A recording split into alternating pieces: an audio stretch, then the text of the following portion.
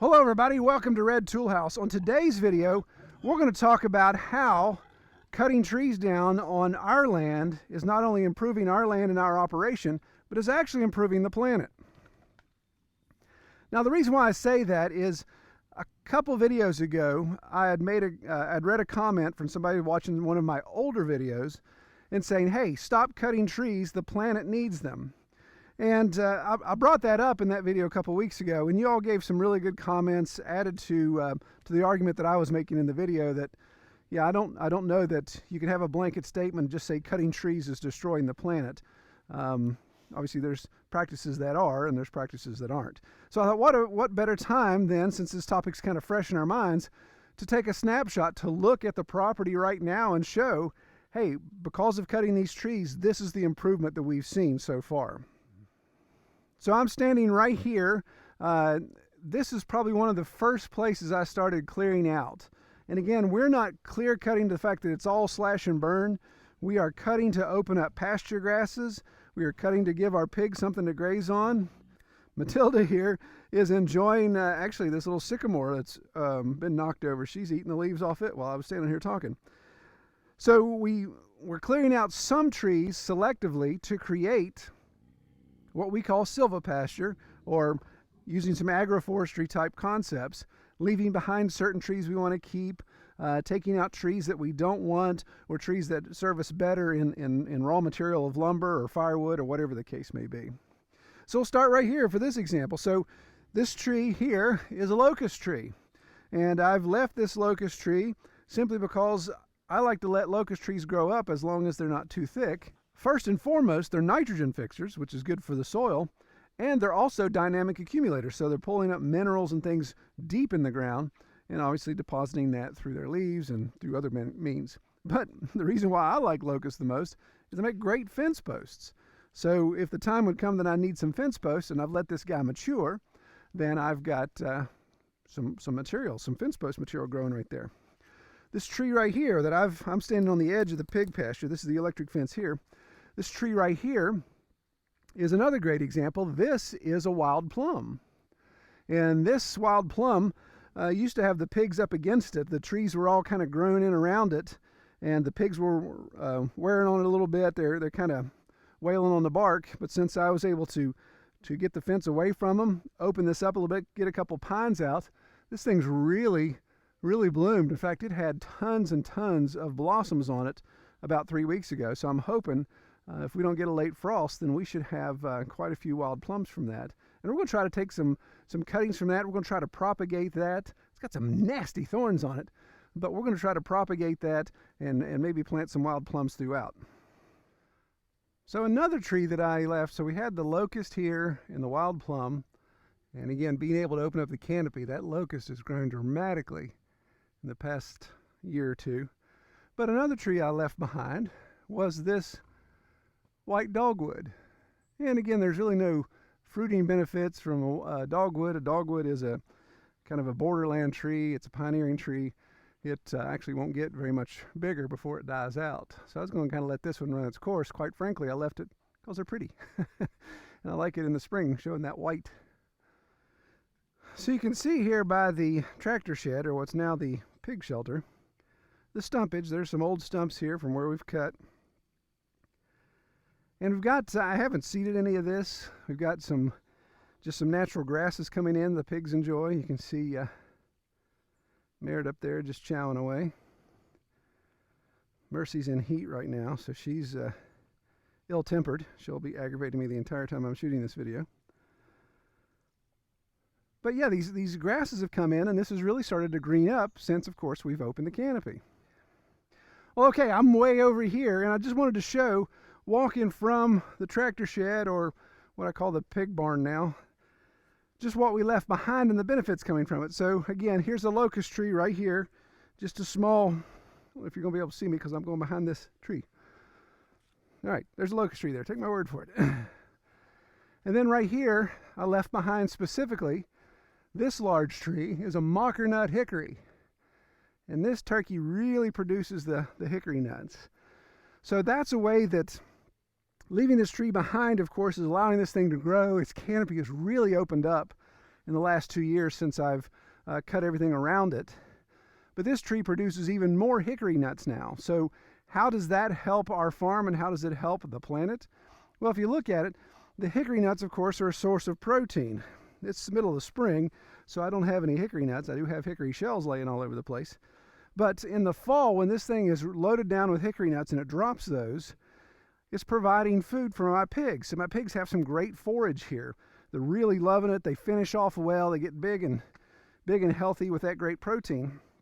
And that requires me to feed out less conventional feed. So that's less trips to the feed store. That's less purchase of monocrop corn.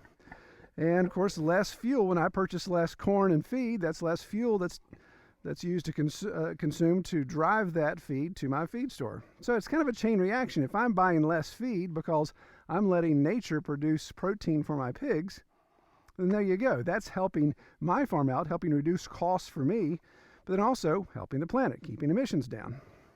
If I come over here, I've got another locust tree, big one, big sucker, and it's actually starting to limb out. So it's producing some shade. Again, being a nitrogen fixer and a dynamic accumulator, helping out the pasture here, improving soil. Let's see what else we got. Okay, so right here on the other side of Matilda, between Matilda and Merida, hello piggy, we've got, here's a red maple. So purposely left this red maple behind. Maples make great shade. They grow decently fast. And if we want to tap it for syrup, maple syrup, then we have the ability to do that. So we've got one there. I left behind another one as well. So here's another red maple. So this red maple is a lot bigger, and it's got a really nice canopy to it. So we'll leave that guy there. Here I've got a chestnut oak. And this chestnut oak is probably going to come out. I don't know if I walked off camera or not. It's probably going to come out because it's got some bad scars in it. It's been broken down a bit, so it'll probably come out. We've got a sugar maple right here that the top's been taken out by a storm, so that one may come out, even though I hate to cut a sugar maple. But if I do, then I guarantee you that's going on the mill, because that will be a great source of hard maple. What else do we have? Okay. Getting closer to the camera here. Two double trunk shagbark hickory. So here was a little hickory tree that was kind of struggling. Again, moved a lot of there's a lot of poplar around here. There's a lot of just scrub stuff, some Virginia pine that I cut out. And this shagbark is really getting voluminous. So it used to be two little tiny poles, and now it's really starting to fan out, getting some nice canopy. And again, that's going to produce some great hickory nuts, different than the mocker nut hickory. The shagbark is going to produce a different type of nuts. Again, still good for the pigs. Right beside it here is a white oak. So check this out. So just a year ago, 2 years ago, this thing did not have any limbs on it until you see this one of these main branches coming out, about 20 feet, 25 feet off the ground. Well, since I've opened up the canopy, this thing is producing limbs like crazy. So its canopy is going to fan out. Each of these limbs has the potential for producing acorns. So if I've just 12x or 20x the amount of limbs that this tree has, that's the number of, that much more potential in producing acorns. There's another maple here. Here's a red oak off camera. Here's a little poplar that I'm going to take down to, again, open up some canopy. So just in this space alone, I've got 1, 2, 3, 4, 5, if you count the red oak off camera. Just in this little area, I've got 5 protein producers that are going to be bringing down protein on the pasture for the pigs this fall. And I've got some shade trees. I've got some trees of the locust that'll be used for fencing if I need to. And then, of course, I've got the maple trees that I can be tapping in the wintertime for maple syrup production. So a lot of potential right here in this tiny little spot. So I'll switch here behind the camera. So that same angle we were just looking at, if we come over here, we can see where there's areas that I still haven't thinned out yet. So this area has a thicker canopy, so you can see just a little bit of grass, because this is actually, this hillside right here is north facing. I won't put the camera in the sun, but you can see the sun there. Whoo! That, of course, is the southwest, so north is that way. So we're getting some decent exposure right here, getting some grass, but as we get back into this area where my creek is, you can see that water running through. then it's a lot more shade. Now, let's walk over here and we'll turn around. Walk one of these little pig trails. So you can see the ground over here that really gets a lot of shade, not only from the canopy, but just the simple fact that it's a hillside that's tucked away. Then it doesn't have any grass growing on it. So I've got issues of a potential for erosion, obviously, and heavy rains. It is West Virginia. The mountains are always moving down. But again, I could do some selective opportunities here. You can see right back here in the sun, this is a really nice double trunk white oak. So we'd leave that guy. Another oak right there. I'm not sure. That could be, not close enough to look at it. It could be a black oak. But a red oak here. Another chestnut oak that's pretty much dying out of the top. So it'll probably come down. And then, of course, I have this love-hate relationship with beech trees. See this big old turkey right here? Now, the beech produces beech nuts, of course, which is another protein source for pigs. But you can see their canopy that they make is so voluminous that it really kills the opportunity for any grass to grow. These branches grow so low on the tree, and they grow so far out that it really makes a dense canopy. So I could maybe thin that or go ahead and take it out and just rely on some of the other protein trees. But you can see right here, yep, pig in heat, come to get a drink. But you can see right here, here's still some smaller trees that can come out. Here's a couple maple trees that could come out. Here's another couple small maple. If I'd thin those out and maybe leave one behind, then one would get big and bushy and could produce way more sap than if I let all of these five fight each other out. Right here is a big sycamore tree, this big guy right here. Not a big fan of sycamore, but that's probably the thing that's really holding a lot of silt back. It's become a erosion control. So that guy may have to stay there and, of course, produce tons of shade, and they'll last forever. This tree will be there longer than I will if I left it alone. Here, black cherry. So there's a black cherry tree that, again, doesn't have a lot of value in the pasture. In fact, black cherry, it's my understanding the leaves are poisonous to ruminants, especially horses, I think. Again, don't quote me on that. You have to look that up. I'm not a horse guy. But you know, if that tree had lower limbs, you wouldn't want that in your horse pasture. So there's definitely some other stuff that can be thinned out. But I want to show you one up here that really is interesting.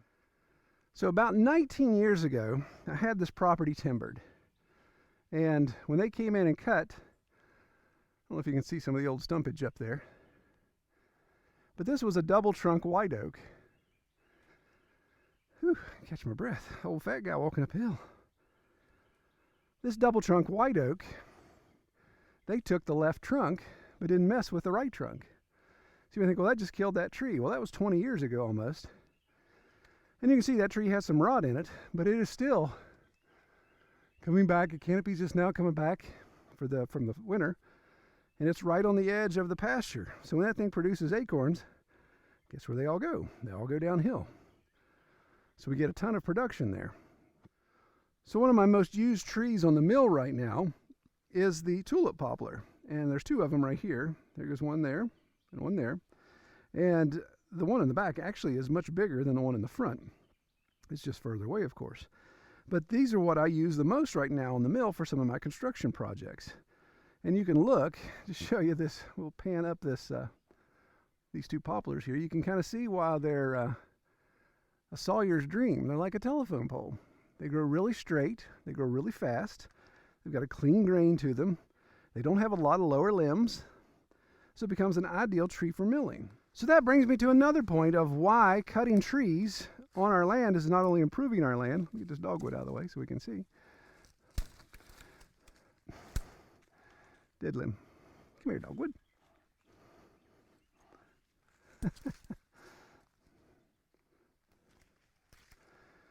Big old poplar right here that at some point will probably end up on the mill. But that's another point that somebody in the comments made that I strongly agree with, is if you look at this tree growing on my property, it is 150 yards from the mill. If I cut it and make it fall that way, it's going to be a lot closer. It's probably going to be 50 yards. Well, that's not that big a tree. It'll be about half the distance if I drop it that way, if I'm that good. So here's a tree that's obviously grown here for a while. This poplar is probably, maybe 30 years old. A lot of good material in this. Going to get a lot of lumber out of this for my projects I'm going to build. What's the alternative? Well, if I wasn't milling this tree to produce my lumber for my projects, then what would I be doing? I'd be getting in the truck, driving to the box store, that's 25 miles away, purchasing timber that's been mass produced. Obviously, think of all the carbon that was expended in cutting those trees, those southern pines for the 2x4s and 2x6s I'd be buying, and of course transporting that back. So I'm reducing the demand of lumber, obviously a small portion considering a global scale, but I'm doing my part to reduce the demand of lumber because I got it standing right here. So the gas in my chainsaw to cut it down, the diesel in my tractor to drag it to the mill, the gas in the mill to run the mill. It's using a lot less fossil fuels though than if I'd purchased the same amount of lumber through the commercial process. Think of all the inputs that go into just making one 2x4 commercially. So the third point, and I think is really one of the most important, is you look here at my stand-ins, what they're doing. They are, of course, grazing here in what used to be woods. So they're grazing on a variety of things, grass, grubs. What's funny is they love the little saplings that are coming up, the little hickory saplings, the little locust saplings, sans thorns. And they're enjoying all of this great forage here. So that helps their diet be eclectic. It's not just straight grain that I'm giving them. Again, they're not a ruminant, so they need that grain. But what goes in the front end, of course, comes out the back end. And they are, there's a little wear and tear on the ground here, a 600-pound pig walking around on these hillsides. You can see it is making these little trails, but the amount of manure that they're depositing and leaving behind is really helping charge up the soil. I mean, when the shovel on the front of her nose, you can see it's got some dirt on it there. When she turns this stuff, she's turning out things, grubs and things that she's eating, but she's just breaking up this hard pan clay that we have in West Virginia and mixing in some leaves, some organic material. Of course, dropping some organic material out the backside as she walks on through. Even her urine is a nice flood of nitrogen on the ground. So this is improving the soil. Obviously, my task is to keep it from running down the mountain in a real heavy rain, so we want to control our erosion. But this is building soil. This is making this property that much better. And if better soil produces more green plants, grasses and trees and shrubs and anything else that we're allowing to grow, then those green plants, of course, are sucking more carbon out of the air. So to me, that's kind of a win-win. I have pigs doing the dirty work here. They're producing great soil, though, letting more plants grow that feeds them, but then also takes carbon out of the air. So to me, I think that's a plus. So really the bottom line is a blanket statement of don't cut down any tree because the planet needs them obviously is a foolish statement, and I'll be so bold to say so. It all comes back to the practices that you do. If I was just to come in here with some heavy equipment and just cut and clear all this, pile it up in a big pile and burn it and not do anything for erosion control, then that's a big scar on my property. It's going to reduce my property's value, and it's going to damage the planet, obviously. All the equipment used to do that, fossil fuels, all that stuff, of course, burning carbon into the air, and then erosion. That's the kind of the trifecta there. So that obviously isn't something I do, and I think most of y'all that watch this get that. I'm kind of preaching to the choir, I guess, on this a little bit. I think if you look at a piece of land that you own or that you're in charge of, and you're a good steward of that land, and you do these practices accordingly, then you can actually improve it. Come in and cutting out the disease, come in and cutting out some things that are too dense, allowing animals to graze and improve the ground. All of that's going to be a win-win. And you'll even get things like this growing, like autumn olive that grows all over the place. It's a cursed bush here in West Virginia, but it's a good nitrogen fixer. The pigs eat it like crazy too, so that's why the pig fence needs to be moved over here. But quite frankly, I think if anyone brings up the questions of, hey, what you're doing on your homestead when you cut a tree or you clear some land or do anything like that is bad for the planet, I think we all should be prepared to have a discussion, not a hateful discussion, but a regular discussion of how that's not really a true statement. Well, comment below. Really appreciate your all's feedback. Drop in some points that I didn't mention, and let's get a conversation going there. All right, take care, everybody.